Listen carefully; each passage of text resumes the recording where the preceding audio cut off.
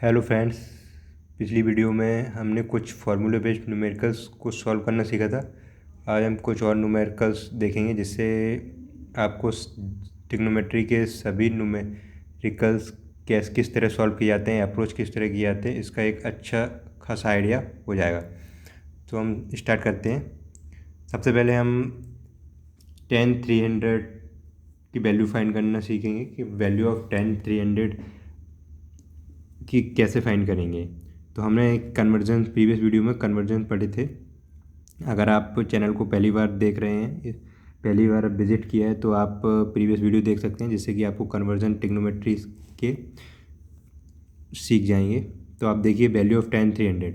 अब tan 300 के table में मैंने वैल्यू तो बताई नहीं थी, तो अब इसको कैसे कैलकुलेट करेंगे। सबसे पहले क्या करेंगे, tan 300 को ब्रेक करके लिख लेंगे। tan 300 को किस तरीके से ब्रेक कर सकते हैं कि एक जो वैल्यू हो उन दो वैल्यूज़ में ब्रेक करना है जिसमें से एक कोई वैल्यू हमारे पास हो x प्लस वाई, यानी कि छोटी वैल्यू हो, जिससे कि हम टेबल में जो वैल्यू है उसको पुट कर सकें। तो 10 को किस तरह, जैसे 300 है, 300 को किस तरह ब्रेक कर सकते हैं, 270 प्लस 30, 270 डिग्री प्लस 30 डिग्री के फॉर्म में हम इसको ब्रेक कर लेंगे।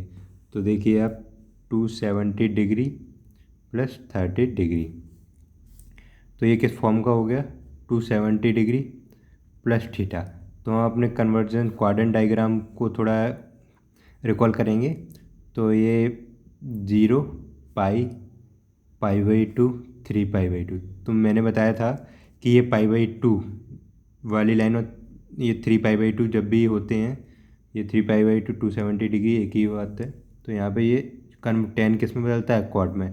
तो tan 270 डिग्री प्लस थीटा, तो यहाँ पे tan किस में चेंज हो जाएगा, क्वाड में। अब आप यहाँ पे देखिए 270 प्लस थीटा किस क्वाड्रेंट में आएगा, फोर्थ क्वाड्रेंट में। फोर्थ क्वाड्रेंट में tan कैसा होगा, नेगेटिव, तो यहाँ पे माइनस कॉट थीटा क्या आ जाएगा, माइनस कॉट थीटा। तो हम क्या लिख सकते हैं, tan 270 degree plus 30 degree equal to minus cot 30 degree. इतना आपको समझ में आ गया होगा।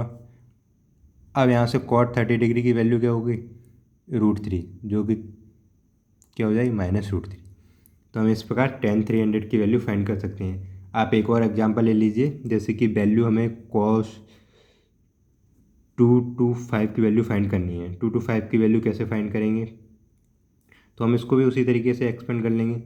तो इसको क्या ले सकते हैं, cos 180 डिग्री प्लस 45 डिग्री। तो ये कितना हो जाएगा, 225, 45 डिग्री की वैल्यू है अपने पास, और ये हम क्वाड्रेंट डायग्राम से कन्वर्जन के थ्रू देख सकते हैं। तो आप देखिए कि 180 डिग्री प्लस थीटा ये किस फॉर्म का हो गया, 180 डिग्री प्लस थीटा किस क्वाड्रेंट में आ गया, इस क्वाड्रेंट में, यानी कि थर्ड क्वाड्रेंट में 180 डिग्री प्लस थीटा आ गया। आप थर्ड क्वाड्रेंट में tan पॉजिटिव होता है तो cos क्या होगा, नेगेटिव। तो ये चेंज तो होगा नहीं, cos का cos ही रहेगा, minus cos theta. cos theta की वैल्यू कितनी है, 45 डिग्री, तो क्या हो जाएगा, -1/√2।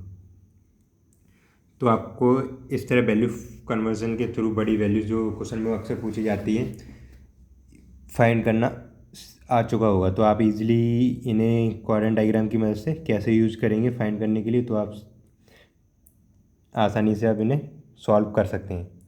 तो हम और भी कुछ अच्छे क्वेश्चन देखेंगे जिससे कि आपको डिफरेंट, इस क्वेश्चन को लेने का एक ही उद्देश्य था कि आपको जो बड़ी वैल्यू कभी बार पूछे, कोई भी वैल्यू आ जाए, जैसे 225 की हमने देखी है। अब आप मान लीजिए साइन में आ जाती 225 की, तब भी इसी तरह से सॉल्व होता, किसी की भी आ सकती है। 150 की आ जाती, कोई भी वैल्यू, 150 कैसे लिखेंगे, 180 डिग्री माइनस थीटा, तो उसको उस हिसाब से कन्वर्ट कर 180 डिग्री माइनस थीटा के हिसाब से कन्वर्ट करके लिख सकते हैं। तो किसी की वैल्यू को हम इस तरह से टैकल कर सकते हैं। तो हम चलते हैं नेक्स्ट क्वेश्चन की तरफ। सेकंड क्वेश्चन ये रहा, find the value of tan π/4 plus A, product है के साथ में है tan 3π/4 प्लस ए।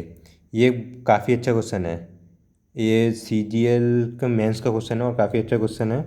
तो आपको इस क्वेश्चन से एक डिफरेंट अप्रोच मिलेगी जिससे कि आप उसे सॉल्व कर पाएंगे। अब यहाँ पे देखिए हम कुछ कर सकते हैं इनके बीच में।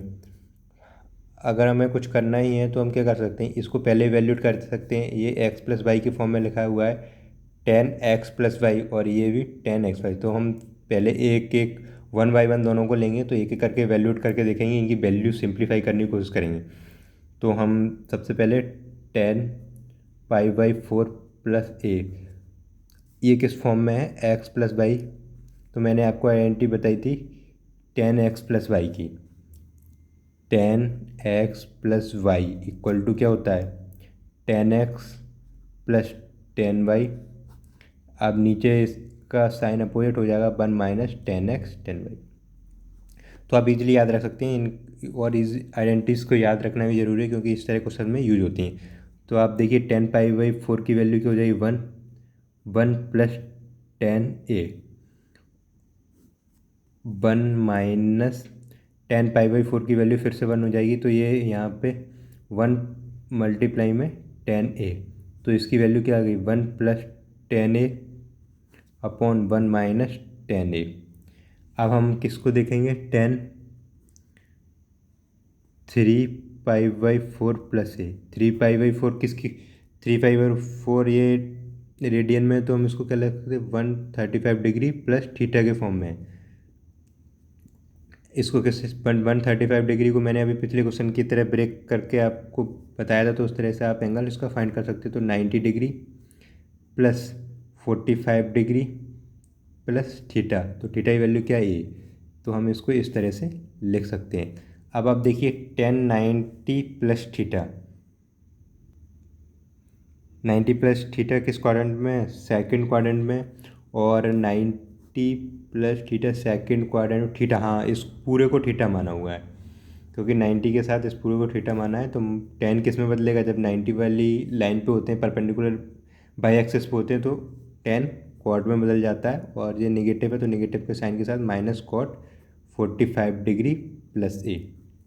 अब आप देखिए कि ये और ये सेम फॉर्म में आ गए, तो हम इसको फिर से वैल्यूट करेंगे, कॉट 45 डिग्री प्लस a, इसकी वैल्यू हमें फाइंड करनी है। तो हम उसको आइडेंटिटी लगाएंगे कॉस x+y की, जो कि क्या होती है, कॉस x+y की मैंने आपको बताया था, यहाँ पे आप देख लीजिए, cos x+y equal to cot x+y equal to cot y -1 upon ये cot x plus cot y रहेगा डिनोमिनेटर में। ठीक है, तो अब यहाँ पे इस आइडेंटिटी में हम वैल्यू पुट कर देंगे एक्स वाई की। तो वैल्यू हमें क्या, कॉट की वैल्यू 10 की वैल्यू 45 में तो सेम ही रहती है, तो 10 45 की वैल्यू क्या हो जाएगी, यहाँ पे क्या आ जाएगा, कॉट a -1 अपॉन, अब यहाँ पे देखिए एक वैल्यू कॉट x की फिर से 1 हो जाएगी, 1 प्लस कॉट a। तो ये हमारे पास दो वैल्यू मिल गई यहाँ से हमें, एक तो 10π/4 + a की वैल्यू ये मिल रही थी, और कॉट 45 प्लस वैल्यू, और यहाँ पे इसके साथ माइनस भी है, तो हम माइनस को भी रखेंगे, माइनस कॉट 45 था यहाँ पे, तो इसको यहाँ इस तरफ भी माइनस में रखेंगे। अब आप देखिए इन दोनों का प्रोडक्ट है, इन दोनों के प्रोडक्ट की वैल्यू निकालनी है, तो इन दोनों का प्रोडक्ट कर लेते हैं। इन दोनों का प्रोडक्ट करेंगे तो 1 + 10a, ये 10π/4 की वैल्यू पुट करेंगे, 1 - 10a, ये माइनस कॉट वाला है तो माइनस कहीं भी लिख लीजिए। 1 अपॉन कॉट ए को हम 10 के फॉर्म में लिख लेते हैं, 1/10a -1 अपॉन 1 + 1/10a। इसको हम थोड़ा और, माइनस को यहीं पे रहने दीजिए, इसको थोड़ा और इवैल्यूएट करके लिखते हैं, 1/10a 1 - 10a। यहाँ पे ये 1 - 10a, डिनोमिनेटर में 10a कैंसिल हो जाएगा, और 1 + 10a, तो ये कैंसिल होके -1 वैल्यू देगा। तो आप देखिए हमने इस क्वेश्चन को किस तरीके से अप्रोच किया था, एक बार फिर से 10π/4 + a की वैल्यू फाइंड की using identity 10x + 10y, 10x + 10y 1 - 10x 10y। अब यहाँ पे 10 3π/4 + a को कन्वर्ट किया माइनस कॉट 45 प्लस थीटा में, और फिर उसको आइडेंटिटी के थ्रू इसकी वैल्यू फाइंड की, जो कि कितनी आई थी, minus cot a -1 1 + cot a. तो इसको आप अप्रोच देखिए किस तरह से किया, जिससे कि आपको एक अच्छा खासा आइडिया हो जाए क्वेश्चन को करने का। तो कॉट, फिर इनका प्रोडक्ट लिया है, तो कॉट को भी 10 के फॉर्म में लिखा है, जो कि सारा कुछ कैंसिल आउट होकर जो हमें आउटकम मिला है वो है 1। तो हम नेक्स्ट क्वेश्चन की तरफ चलते हैं। आपको ये CGL मेंस का क्वेश्चन था, तो आप इसको भी इजीली कर सकते हैं। क्वेश्चन इतने टफ नहीं आते, बस आपको अप्रोच आना चाहिए और स्टार्ट करना आना चाहिए। क्वेश्चन को हम किस तरीके से कहाँ से स्टार्ट करें, एक बार जब आप स्टार्ट कर देंगे तो स्टेप अपने आप आपको आते जाएंगे, तो डरने की ज़रूरत नहीं। केवल स्टार्ट, क्वेश्चन को किस तरह स्टार्ट करना है इस पर थोड़ा ध्यान रखना है। तो नेक्स्ट क्वेश्चन की तरफ चलते हैं, एक और बहुत ही अच्छा क्वेश्चन। नेक्स्ट क्वेश्चन में हमें वैल्यू फाइंड करनी है cos 3 2 theta plus 3 cos 2 theta cos पे पावर 6 थीटा माइनस साइन पे पावर 6 थीटा। अब आप देखिए, इस क्वेश्चन को कराने का केवल एक ही मेन एम है, वो है कि इस क्वेश्चन में हम कोई भी चीज़ को कैंसिल आउट कर पा रहे हैं यहाँ से स्टार्ट करने से पहले, और हम इसको cos 2 थीटा cos 2 थीटा दोनों तरफ आइडेंटिटी रख कर क्यूब करेंगे तो ये काफ़ी लॉन्ग प्रोसेस हो जाएगा, जो कि एग्जाम में टाइम कंज्यूमिंग हो सकता है। तो हम इसको इस तरीके से ना करके कभी कभार तो डायरेक्ट ऑप्शन से हम ले लेते हैं, वैल्यू पुट करके देख लेते हैं। अगर ऑप्शन में कोई डिग्री की वैल्यू दी गई है तो, अगर नहीं दी गई है तो हम इसमें देखते हैं कि हम किस वैल्यू को यूज कर सकते हैं। जैसे कि हमारे पास वैल्यू रहती है 0 डिग्री, 30 डिग्री, 45 डिग्री, 60 डिग्री।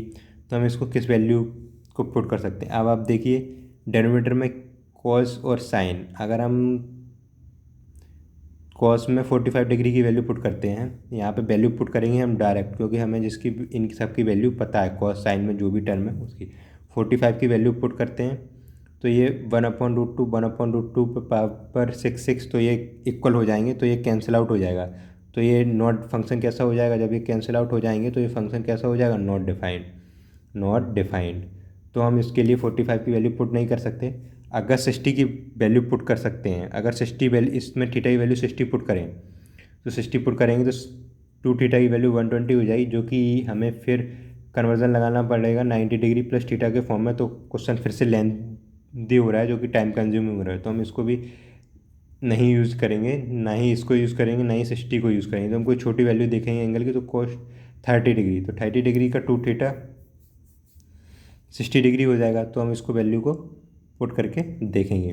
तो सबसे पहले हम इसकी वैल्यू फाइंड करेंगे, तो हम डायरेक्ट 30 डिग्री पुट करेंगे तो cos क्यूब 60 डिग्री हो जाएगा प्लस 3 cos 60 डिग्री, दोनों की वैल्यू हमें पता है cos 60 डिग्री की। अब यहाँ पे देखिए cos 30 डिग्री, cos 30 डिग्री पे पावर 6 माइनस साइन 30 डिग्री पे पावर 6। अब आप देखिए, आपको cos 30 cos 60 डिग्री की वैल्यू, दोनों दो ही वैल्यू इसमें यूज हुई हैं और दोनों वैल्यू हमें पता है, तो हम इसकी डायरेक्ट वैल्यू पुट कर सकते हैं। cos 60 की वैल्यू 1/2 का होल क्यूब 1/8 प्लस 3 cos 60 की वैल्यू 1/t, तो ये क्या हो जाएगा 3/2। अब यहाँ पे डेनोमीटर में आते हैं, तो cos 30 की वैल्यू क्या होती है, √3/2, √3/2 पे पावर 6, तो ये क्या हो जाएगा 27/64, और 1/2 पे पावर 6 तो -1/64। अब हम इसको थोड़ा इवेल्यूट कर लेंगे।